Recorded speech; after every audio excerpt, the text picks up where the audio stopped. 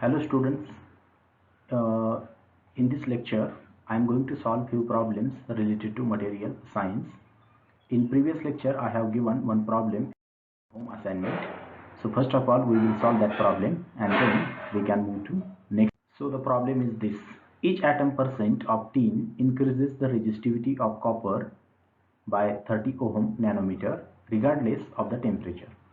What is the resistivity at 100 degrees Celsius of an alloy containing 99 copper dash 1 tin, that is on weight basis? That means 99% if the weight of the copper is there, 1% weight is of the tin. And we have given the molecular weight of tin, which is 118.7 AMU per atom, and for molecular weight of the copper it is 63.54 AMU per atom. Temperature coefficient is given 0.0038 per degree Celsius. So whenever such problem is given, first of all you have to figure out means what is the, you can say, resistivity of the this in order to calculate the resistivity we have to consider two parts. So we will see the solution, then it will become more clear. So the total resistivity is given by rho total is equal to rho x plus rho 0 1 plus alpha t minus t0, where this rho x is the resistivity of the composite that is formed by here in this case tin and copper. So we have this alpha is temperature coefficient. Okay, so this alpha is called as temperature coefficient, and this T is the temperature at which we are measuring the resistivity, and T0 is the temperature at which we have measured this rho 0. So for the calculation we will take the basis of 100 AMU. So we have 99 copper and 1 tin. That's why we have taken the basis of 100 AMU. So you can take the any basis, but that is because ultimately relative atomic percent will remain constant. So in 100 AMU, 1 AMU is the part of Sn. So 1 divided by the molecular weight, that will give me 0.0084. Okay, so this much atomic content is there of tin. And similarly, if I calculate the atomic content of copper, that will be 99 divided by 63, that is the molecular weight of the copper, which gives me 1.5581. Okay, so if I add these two numbers, total weight, I will get this much. Okay, so if I want to calculate the atomic percent of tin and atomic percent of copper separately, I can do it like this. So this much atomic content is there of the tin divided by total atomic content, which gives me 0.00536, which I can approximate as 0.54 percentage. So if I multiply it by 100, that will give me the percentage number. Okay, so atomic percent of the copper can be calculated like this: 100 minus this pi of 0.54%, that gives me 99.46%. So atomic percentage of the copper and atomic percentage of the tin is calculated. What is given is each 1% gives us 30, a change in the resistivity by 30 ohm nanometer.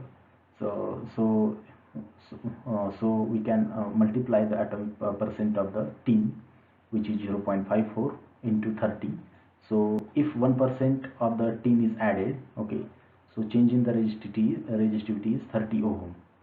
Like this way we have 0.54 ohm, 0.54 percentage of tin. Because of that the resistivity will change and we have to multiply it by 30. So this part is over. Now resistivity at 0, that we have already calculated, that is 16 ohm, means we have calculated in previous lectures problem.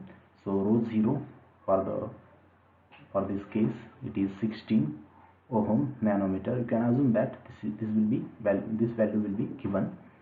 Okay, so 16 ohm nanometer plus 1 plus this is the, you can say, temperature coefficient. Sometimes it is 0.0038, that is the coefficient for the pure copper, and for if we add tin, it will change as 0.0039. and the temperature difference, that is 100 degrees Celsius. At 100 degrees Celsius we have to calculate the resistivity, so that's why 100 degrees Celsius minus 1 degree Celsius. So this temperature coefficient is in per degree Celsius, that's why we can take this temperature in the degree Celsius. If this temperature coefficient is in per degree Kelvin, then we have to take this temperatures in degree Kelvin. So we have substituted this value, and finally we have obtained the resistivity, which is 38 ohm nanometer. That means whatever resistivity is there, means at 0 degree Celsius resistivity of the copper and tin, this alloy, is 16 ohm nanometer. But as we have added tin, the resistivity will change, because atomic percentage of the tin will add, the 1 atomic percent will add the resistivity of 30 ohm nanometer. So 0.54 percentage of tin will add the resistivity. So this product is approximately 15 to 16. So this plus this, that gives us 38 ohm nanometer. So resistivity of the material will increase. So how we can take the advantage of this is like this. Suppose I want to increase the resistivity of this any material. So in that case I can add some tin into that. So if I add tin into copper, the resistivity will increase slightly. Okay, if I want to decrease the resistivity, then I have to remove the tin, so it becomes less and less resistive. Now we will move to next problem. So what fraction of charge in intrinsic silicon is carried by electrons and holes? Assume that number of electrons density is equal to number of hole density, and the mobility of electrons is given, and mobility of holes is also given. It is okay. So first of all, we have given what fraction of charge in intrinsic silicon is carried out. So we have, let's say, wire. In that wire there are charge carriers, which are, let's say, electrons and holes. Okay, so they are, you can say, charge carriers. Let's say I have connected some potential difference across this wire. So what will happen in this case? The electron will move in this direction, the holes will move in this direction, and ultimately there will be current due to electrons and current due to holes. These two currents will be there. The mobility of the electrons, it is given. So mobility, I think I have told you in earlier lecture, mobility of the, let's say, electron, it is 0.19. okay, so I can write the unit as this. So meter per second per volt per meter. Okay, so that you will understand it in better sense. So it is 0.19 meter per second, that is the velocity. Mobility is nothing but velocity attained by the you can say here in this case electron per unit applied electric field. So let's say I have electric field of 1 volt per meter. This is my electric field. Then if I apply this electric field, then velocity of the electron that is attained, it will be 0.19 meter per second, and velocity of the hole is 0.045 meter square, means meter per second per volt per meter. Okay, so meter per second, that is the velocity, and volt per meter, that is electric field. So it is written as meter square. So this meter will go up and it will become meter square upon volt into second. So this becomes the unit of the mobility. Okay, so you should know the mobility of the electrons. That means the moment velocity attained by the electrons for the same electric field is higher than the velocity by the holes. Now we will see the solution. So sigma total, that is the total conductivity total that will be given. Total means conductivity due to electrons and due to holes, that is given by conductivity of electrons plus conductivity of holes. This is total, you can say. Let's say this is conductivity due to electron and this is conductivity due to holes. Okay, so this total conductivity is given as NQ into mu. So N is the electron density, that means number of electrons per unit volume, and Q is the charge of the electron, and mu is the mobility of the electron, plus NQ mu for the holes, that is the number of holes per unit volume. Q is the charge of the hole, and mu is the mobility of hole.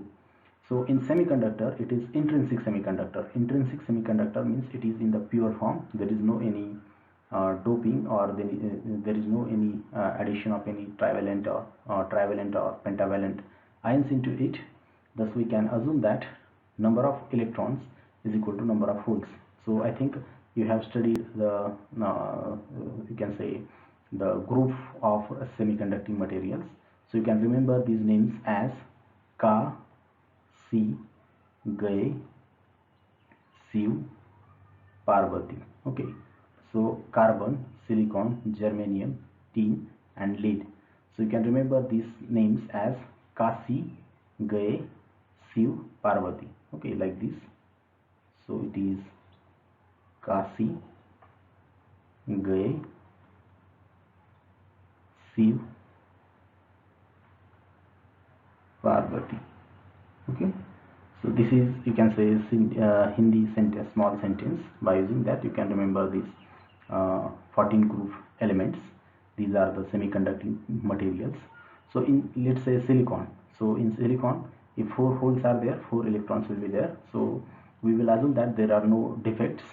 So if you assume, like, means there is no any vacancy at the place of electron, and there is no vacancy at the place of hole also, we will assume that when there is in intrinsic silicon semiconductor, we can assume that number of electrons, so number of electrons is equal to number of holes. So if number of electrons and number of holes are equal, then this n is the number of electrons per unit volume. Okay, so n is the number of electrons per unit, so number of electrons per unit volume.